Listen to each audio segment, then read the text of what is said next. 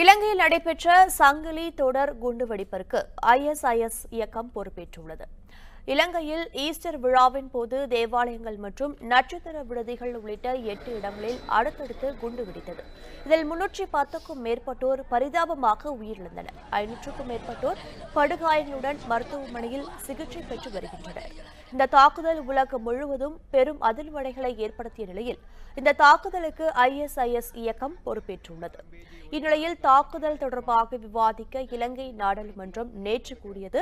அதில் பேசிய பாதுகாப்புத்துறை அமைச்சர் விஜேந்த் வர்தேனே உளவுத்துறையின் எச்சரிக்கையை அலட்சியப்படுத்தியதற்கு மன்னிப்பு கோரினார்.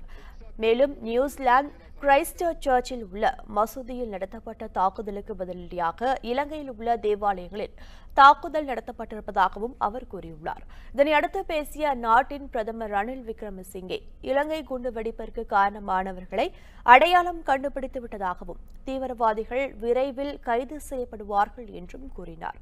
அமெரிக்கா உள்ளிட்ட நாடுகள் உதவ முன்வந்திருப்பதாக தெரிவித்த அவர் இலங்கையில் மதப்பிளவை ஏற்படுத்த மேற்கொள்ளப்படும் முயற்சிகள் தோல்வியடையும் என்று தெரிவித்துள்ளார்.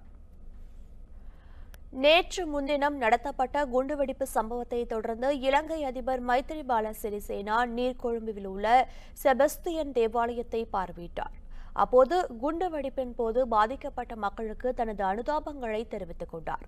இதேபோன்று கொடூர செயல்கள் மீண்டும் நடைபெறாது என்றும் நாட்டின் பாதுகாப்பிற்கு தேவையான அனைத்து நடவடிக்கையும் மேற்கொள்ள இலங்கை ராணுவத்திற்கு பரிந்துரைத்ததாகவும் சிறிசேனா தெரிவித்தார். மேலும் உளவுத்துறையின் எச்சரிக்கையை அதிகாரிகள் தன்னிடம் தெரிவிக்கவில்லை என்றும் அவர் கூறியுள்ளார். இலங்கை கட்டுவப்பிட்டியா தேவாலய குண்டுவெடிப்பில் மனித வெடிகுண்டாக செயல்பட்ட நபரின் CCTV வீடியோ காட்சி வெளியாகியுள்ளது. குண்டுவெடிப்பு சம்பவம் நடைபெற்ற கட்டுவப்பிட்டியா தேவாலயத்தில் பொருத்தப்பட்டிருந்த CCTV கேமராவில் பதிவான வீடியோ காட்சிப்படி சந்தேகத்திற்கிடமான வகையில் மர்ம நபர் ஒருவர் தோளில் பையுடன் தேவாலயத்திற்கு உள்ளே செல்கிறார். அவர் உள்ளே சென்ற பிறகுதான் வெடிகுண்டு வெடித்ததாக கூறப்படுகிறது. உண்மை செய்திகளை உங்கள் கண்முன் கொண்டு வரும் காவிரி நியூஸின் யூடியூப் சேனலை சப்ஸ்கிரைப் செய்யுங்கள். நொடிக்கு நொடி நாட்டு நடப்புகளை தெரிந்து கொள்ள kaverinews.tv, Facebook, Instagram, Twitter போன்ற சமூக வலைதள பக்கங்களோடு எப்போதும் இணைந்திருங்கள்.